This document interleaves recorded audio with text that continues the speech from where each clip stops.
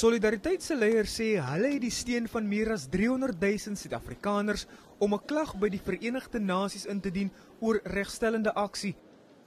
Vandag het hulle 'n petisie by die spreker se kantoor ingedien waarin hulle vir 'n dringende debat vra oor die omstrede kwessie. Solidariteit wil die verslag in Augustus aan die VN se komitee vir die uitwissing van alle forme van rasisme voorlê. Die Suid-Afrikaanse program van regstellende aksie voldoen nie aan die definisie van regstellende aksie soos bepaal in die internasionale wêreld nie. Die grootste rede daarvoor is omdat dit nie 'n regstellende aksieprogram is nie, maar 'n rasprogram. 'n Rasprogram wat suiwer daarop gebaseer is om die nasionale rassedemografie te laat weerspieël. Die regstel karakter het verloor.